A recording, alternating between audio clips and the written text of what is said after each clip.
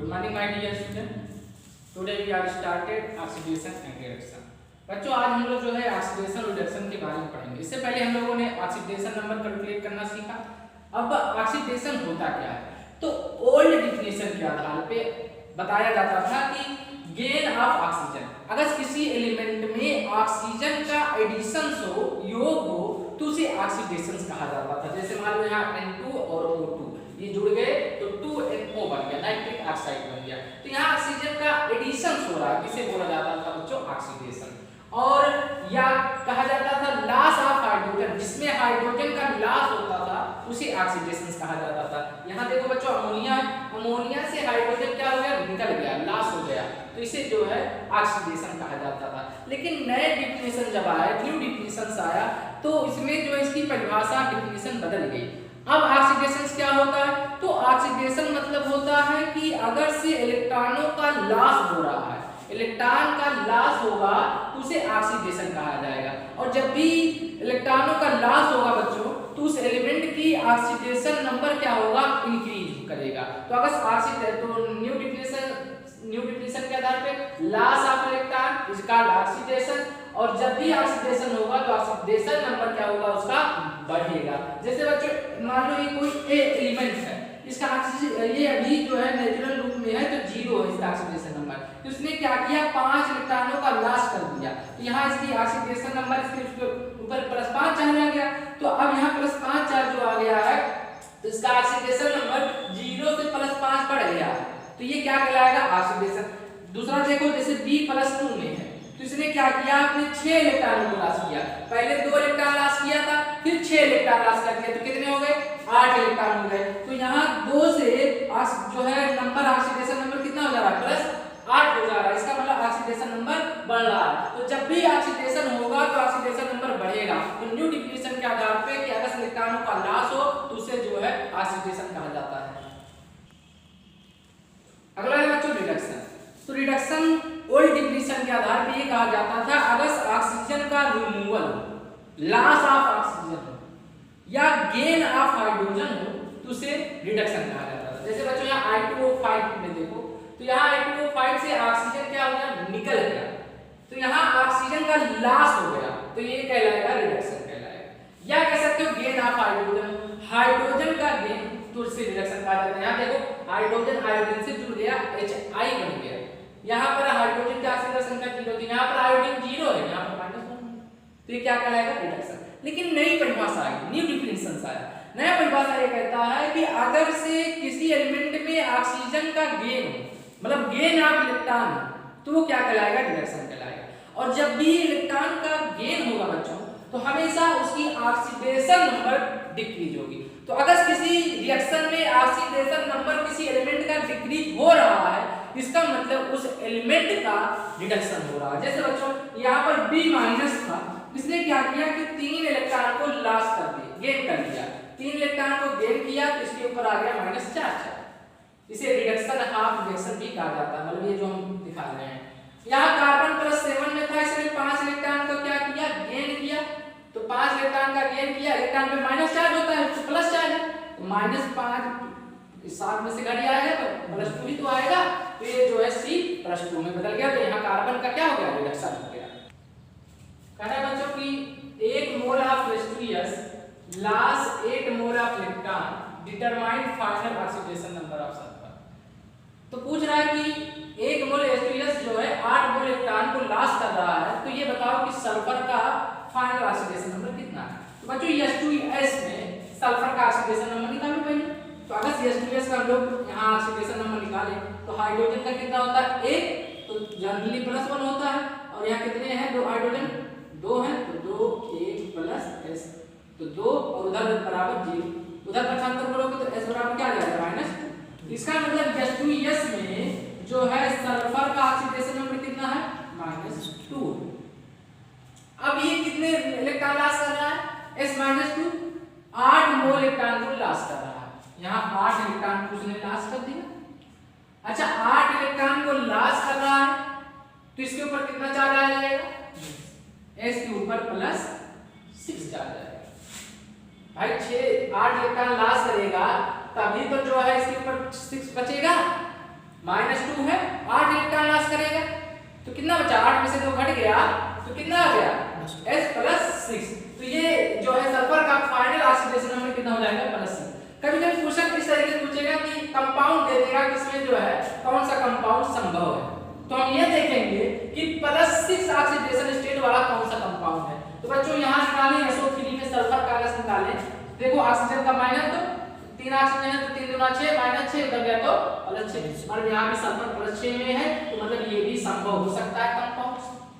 अगर यहाँ निकालो H2SO5, तो यहाँ पर ऑक्साइड लिंकेज है बच्चों, इस तरीके से पेरोक्साइड लिंकेज है के साथ निकालना चाहिए। H2SO5 का स्ट्रक्चर देखें तो ऐसे ही तो स्ट्रक्चर बनेगा H double bond O, H double bond O, OH, फिर O, OH, तो 2 2 4 5 और 1 6, तो यहाँ भी सल्फर का कितना रहा +6, इसका मतलब ये भी कंपाउंड जो है +6 का संभव हो सकता है। यहाँ निकाल लें तो 4 सल्फर का, तो 4 दूनी 8 -8 ऑक्सीजन का, हाइड्रोजन का +2 तो -6 उधर क्या तो +6, तो ये भी कंपाउंड संभव हो सकता है।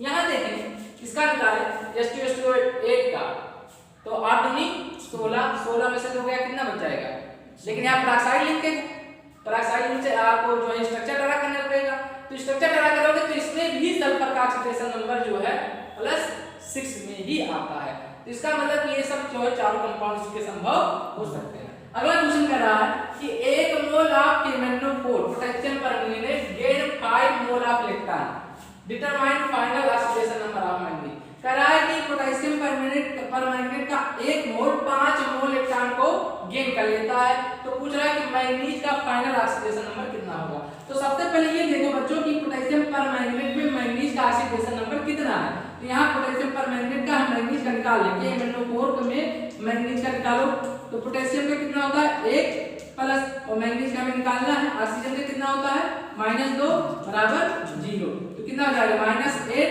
में से घट गया -7 उधर गया तो +7, तो MnH2 +7, अर्थात मैंगनीज का KMnO4 में मैंगनीज के ऑक्सीडेशन नंबर +7 है। अब यहाँ मैंगनीज +7 से कितना इलेक्ट्रॉन गेन कर रहा है, 5 इलेक्ट्रॉन गेन कर रहा है बच्चों, 5 इलेक्ट्रॉन इसने गेन कर लिया। अच्छा 5 इलेक्ट्रॉन गेन कर लिया तो 7 में से 5 इलेक्ट्रॉन घटा दिए तो कितना बचेगा Mn+2, अर्थात जो है KMnO4 में जो है 5 इलेक्ट्रॉन गेन करने के बाद उसकी जो फाइनल ऑक्सीडेशन नंबर होगी मैंगनीज का कितना होगा बच्चों +2 में होगा। कह रहा बच्चों कि 2 mole of N2HO4 hydrogen losses 20 mole of electron determine oxidation number of manganese. कह रहा है कि 2 मोल N2HO4 का 20 मोल इलेक्ट्रॉन को लॉस कर रहा है, तो पूछ रहा है कि हाइड्रोजन में नाइट्रोजन का फाइनल ऑक्सीडेशन नंबर कितना होगा। तो सबसे पहले बच्चों में क्या करना है कि जो 2 मोल है उसको 1 मोल में परिवर्तन करना पड़ेगा, उसको 1 मोल बना करके तब हम लोग आंसर निकालेंगे। तो अच्छा बच्चों 2 मोल कितने इलेक्ट्रॉन को लॉस कर रहा है, तो 2 मोल जो इलेक्ट्रॉन लॉस कर रहा है वो कर रहा है 20 mole of electron, 20 mole of electron को लॉस कर रहा है। अच्छा बच्चों तो 1 मोल कितने इलेक्ट्रॉन को लॉस करेगा, लूज करेगा, तो 1 मोल जो है लूज ऑफ इलेक्ट्रॉन कितना करेगा 10 हो जाएगा। भाई 2 मोल 20 के लॉस करना है तो 1 मोल कितना लॉस करेगा, तो 10 मोल ऑफ इलेक्ट्रॉन को लॉस करेगा, तो इसको हमने 1 मोल में परिवर्तन कर लिया। अच्छा यहाँ हाइड्रोजन में देखो N2HO4 हाइड्रोजन में कितने नाइट्रोजन है, 2 नाइट्रोजन, तो अच्छा बताओ 2 नाइट्रोजन जो है 10 मोल ऑफ इलेक्ट्रॉन को लॉस कर रहे हैं, 10 मोल ऑफ इलेक्ट्रॉन को, तो 1 नाइट्रोजन कितने को लॉस करेगा, 1 नाइट्रोजन लूज कितना करेगा, आधा हो जाएगा, 5 मोल ऑफ इलेक्ट्रॉन लूज करेगा। अब यहाँ N2HO4 का ऑक्सीडेशन नंबर निकालो, तो बच्चों नाइट्रोजन का ऑक्सीडेशन नंबर निकालो, हाइड्रोजन का कितना होता है +1 होता है, 4 है तो हो जाएगा +4, उधर जाएगा तो -4, 2 से भाग दे दोगे तो -2, तो अर्थात यहाँ N2 का जो है ऑक्सीडेशन नंबर कितना है -2, तो N2 का ऑक्सीडेशन नंबर -2 आया है। तो अब यहाँ नाइट्रोजन जो है -2 से कितना मोल इलेक्ट्रॉन लॉस कर रहा है 5 मोल ऑफ इलेक्ट्रॉन, तो यहाँ 5 मोल ऑफ इलेक्ट्रॉन जो इसने लॉस कर दिया, तो 5 मोल इलेक्ट्रॉन लॉस कर देगा तो बचा कितना, 5 में से जो 5 चला गया 5 मोल इलेक्ट्रॉन लॉस कर दिया तो 2 में से 5 चला गया, कितना बचेगा n के ऊपर प्लस 3। यही इसका क्या हो जाएगा आंसर हो जाएगा। तो फाइनल ऑक्सीडेशन नंबर नाइट्रोजन का प्लस 3 आ जाएगा। इसी तरीके से कह रहा है कि 5 mole of Na2SO3 loses 10 mole of electron determine final oxidation number of sulphur. तो उसे हमें क्या करना है, पहले 1 मोल में बदलना है। तो 5 मोल 10 मोल इलेक्ट्रॉन को लॉस कर रहा है, तो 1 मोल कितने करेगा बच्चों, 2 मोल ऑफ इलेक्ट्रॉन को लॉस करेगा। तो इसी तरीके से Na2SO3 में देखो कितने सल्फर एटम है, 2 सल्फर एटम। तो जब 2 सल्फर एटम कितने मोल के बराबर हो जाएगा, 2 मोल ऑफ इलेक्ट्रॉन को लॉस कर रहा है, तो 1 सल्फर एटम कितने लॉस करेगा, 1 मोल ऑफ इलेक्ट्रॉन। यहां सल्फर का ऑक्सीडेशन निकाल लो, सोडियम में कितना होता है 1 होता है, और 2 सोडियम है तो 2 * 1 प्लस सल्फर का निकालना है, ऑक्सीजन में कितना होता है -2, 3 * -2 बराबर 0। तो कितना आ जाएगा 3 × 6 -6, और उससे प्लस 2 घट गया, -4 उधर गया तो +4, तो 2s = +4, 2 से भाग दे तो सल्फर के ऊपर कितना है +2 आ जाएगा। अब ये कितने इलेक्ट्रॉन लॉस कर रहा था, 1 मोल ऑफ इलेक्ट्रॉन। तो 1 मोल ऑफ इलेक्ट्रॉन, 1 इलेक्ट्रॉन हमने क्या कर दिया, लॉस कर दिया। तो भैया 1 लॉस कर दिए तो आपस कितना हो जाएगा S+3 हो जाएगा। यहाँ +2 था तो उसने 1 इलेक्ट्रॉन को और त्याग दिया, उसके ऊपर कितना चार्ज हो जाएगा +3। तो फाइनल जो है सल्फर का ऑक्सीडेशन स्टेट कितना हो जाएगा S+3 हो जाएगा। तो जब हम लोग पढ़ेंगे ऑक्सीडाइजिंग एजेंट और डिफ्यूजिंग एजेंट के बारे में क्या होता है। ऑक्सीडाइजिंग एजेंट मतलब होता है कि वो एजेंट जो किसी का ऑक्सीडेशन करे, किसी को ऑक्सीडाइज करे, उसे ऑक्सीडाइजिंग एजेंट कहा जाता है। और जो जिसका ऑक्सीडेशन मतलब जो करता है उसे ऑक्सीडेंट भी कहा जाता है। और जिसका ऑक्सीडेशन होता है वो खुद का रिड्यूस होता है, रिडक्शन होता है। तो oxidising agent it is a reagent for oxidation that is always oxidising करता है। मतलब ये वो रिएजेंट है जो ऑक्सीडेशन करता है और उस एलिमेंट को क्या कर देता है, ऑक्सीडाइज कर देता है। It is also known as oxidant, इसे ऑक्सीडेंट भी कहा जाता है। रिड्यूसेंट इटसेल्फ मतलब जिसका ऑक्सीडेशन हो रहा है वो सेल्फ का रिड्यूस कर देगा। रिड्यूस मतलब उसके ऑक्सीडेशन नंबर क्या हो जाएंगे, घट जाएंगे, इलेक्ट्रोनेशन होगा उसमें। जो आप जिसका ऑक्सीडेशन हो रहा है, ऑक्सीडाइजिंग जो है उसका इलेक्ट्रोनेशन हो जाएगा। इलेक्ट्रोनेशन मतलब कि वो इलेक्ट्रॉन क्या करेगा, गेन कर लेगा, गेन ऑफ इलेक्ट्रॉन हो जाएगा। इसी तरीके से रिड्यूसिंग एजेंट, रिड्यूसिंग एजेंट मतलब होता है जो किसी जो है वो रिएजेंट जो किसी का रिडक्शन करे और क्या करता है वो दूसरों को रिड्यूस कर देता है। It is reagent for reduction that is reduced other, जो दूसरों को क्या करते हैं, रिड्यूस करते हैं। It is also known as reductant, इसे रिडक्टेंट भी कहा जाता है। ऑक्सीडाइजिंग इससे जो रिडक्शन कर रहा है उसका ऑक्सीडेशन होगा। ऑक्सीडेशन मतलब कि उसके ऑक्सीडेशन नंबर में क्या होगा, वृद्धि होगा, डी इलेक्ट्रोनेशन होगा, मतलब उसमें लॉस ऑफ इलेक्ट्रॉन होगा। इतनी बातों को ध्यान देना है बच्चों कि जिसका ऑक्सीडेशन हो रहा है वो रिड्यूस होगा, मतलब उसके ऑक्सीडेशन नंबर में कमी आएगी, और जिसका रिडक्शन हो रहा है वो ऑक्सीडाइज होगा। इसका मतलब कि उसके ऑक्सीडेशन नंबर में बढ़ोतरी होगी। और जिसका जो ऑक्सीडाइजिंग एजेंट है उसमें इलेक्ट्रॉन का गेन होगा, और जो रिड्यूसिंग एजेंट है उसमें इलेक्ट्रॉन का लॉस होगा। इतनी बातों को आपको ध्यान देना है। अब बच्चों हम लोग जो है ये सीखेंगे कि ऑक्सीडाइजिंग एजेंट और रिड्यूसिंग एजेंट को कंपाउंड में कैसे पहचाने कि कौन ऑक्सीडाइजिंग एजेंट है, कौन रिड्यूसिंग एजेंट है। Determination of oxidising agent and reducing agent for given compound, compound में ऑक्सीडाइजिंग एजेंट और रिड्यूसिंग एजेंट कैसे पहचानेंगे। तो बच्चों तो ये ध्यान देना है कि अगर से एलिमेंट अपने मैक्सिमम ऑक्सीडेशन नंबर में है, अगर कोई एलिमेंट अपने मैक्सिमम ऑक्सीडेशन नंबर में है तो वो हमेशा ऑक्सीडाइजिंग एजेंट के तरीके से काम करेगा। अगर मिनिमम ऑक्सीडेशन नंबर में है, सबसे कम मिनिमम है, तो वो हमेशा रिड्यूसिंग एजेंट के काम करेगा। अगर वो इंटरमीडिएट में है, ना तो ज्यादा मैक्सिमम है ना तो ज्यादा मिनिमम है, तो वो हम ऑक्सीडाइजिंग भी हो सकता है और रिड्यूसिंग एजेंट भी हो सकता है। यहाँ पर सवाल दिए गए हैं नेचर ऑफ फॉलोइंग कंपाउंड, आपको बताना है कि ये कंपाउंड जो है ऑक्सीडाइजिंग एजेंट है कि रिड्यूसिंग एजेंट है, ये हमें पहचानना है। तो बच्चों यहाँ पोटेशियम पर मैंगनीज का ऑक्सीजन संख्या निकालो। मैंगनीज 4 ऑक्सीजन है तो -8, पोटेशियम का +1 -7 उधर गया तो +7। तो यहाँ मैंगनीज का ऑक्सीडेशन नंबर क्या है +7। तो मैंगनीज का अधिकतम तो +7 ही होता है, अर्थात ये मैक्सिमम ऑक्सीडेशन नंबर में है। तो बच्चों ये क्या कहलाएगा ऑक्सीडाइजिंग एजेंट के तरीके से केमेनोफोर काम करता है। और केमेनोफोर वास्तव में जो है ऑक्सीडाइजिंग एजेंट के तरीके से काम करता है। H2S में सल्फर का निकालो +2 उधर गया तो -2, तो सल्फर का ऑक्सीडेशन नंबर -2। तो ये अपने मिनिमम ऑक्सीडेशन नंबर में, जबकि सल्फर का अधिकतम ऑक्सीडेशन संख्या +6 होता है, लेकिन ये -2 में एकदम मिनिमम ऑक्सीडेशन नंबर में। तो किसके तरीके से काम करेगा बच्चों H2S, जिसका मतलब H2S हमारे रिड्यूसिंग एजेंट के तरीके से काम करेगा। PbO2 में आ जाओ बच्चों, ऑक्सीजन का -2, 2 ऑक्सीजन है तो -4 उधर गया तो +4। तो यहाँ लेड का ऑक्सीडेशन नंबर कितना है +4, तो +4 लेड का तो ऑक्सीडेशन करते +4 तो लेड अपने अधिकतम ऑक्सीडेशन नंबर में है। तो यहाँ लेड PbO2 क्या किसके तरीके से काम करेगा, PbO2 आपका जो है ऑक्सीडाइजिंग एजेंट के तरीके से काम करेगा। यहाँ HNO3 का आ जाओ नाइट्रिक एसिड का, नाइट्रोजन का निकालो 3 × 6 -6, 6 में से घट गया कितना बचा -5, उधर 0 को उधर देती है तो +5 निकालना हम लोग आ ही रहा। तो नाइट्रोजन यहाँ पे अधिकतम ऑक्सीकरण संख्या में है +5, ये किसके तरीके से काम करेगा ऑक्सीडाइजिंग एजेंट के तरीके से काम करेगा। अगला है बच्चों Pb3O4।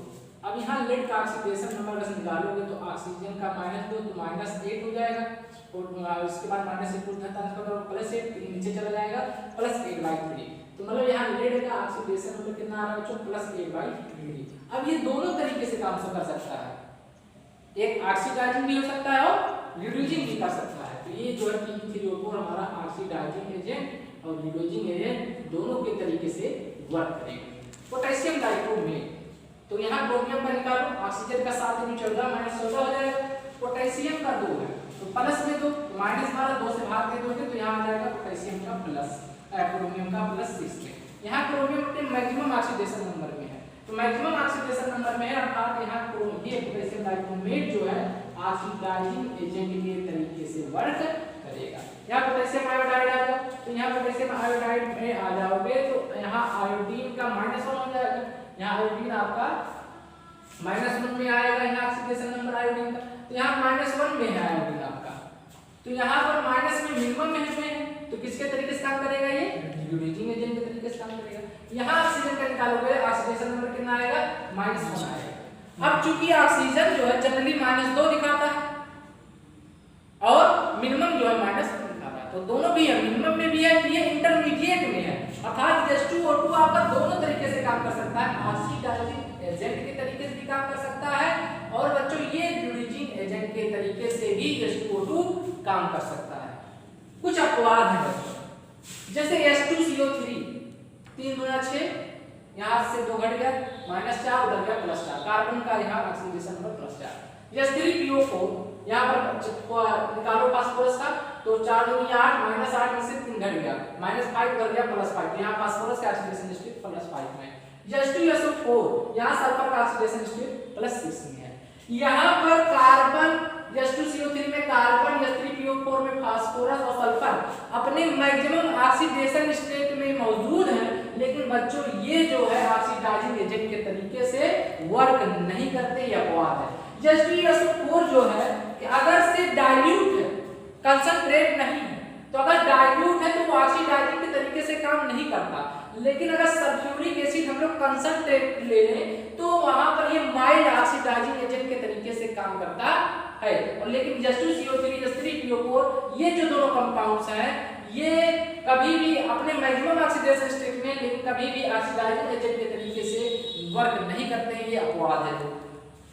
बच्चों कह रहा है कि HNO2 और HNO3 दोनों जो है नाइट्रोजन का ऑक्सी एसिड है, लेकिन HNO2 ऑक्सीडाइजिंग रिड्यूसिंग एजेंट दोनों तरीके से बिहेव करता है, जबकि HNO3 नहीं करता।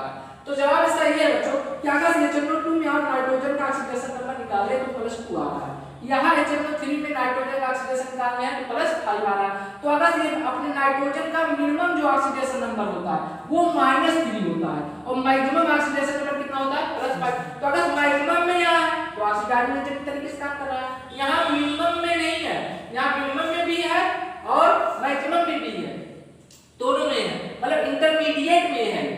क्योंकि नाइट्रोजन का जो मिनिमम होता है -3, तो यहाँ पर नाइट्रोजन किसमें +2 में, तो यहाँ पर HNO2 इंटरमीडिएट इस अवस्था में है, तो इसलिए यहाँ HNO2 ऑक्सीडाइजिंग और रिड्यूसिंग एजेंट के तरीके से काम करता है।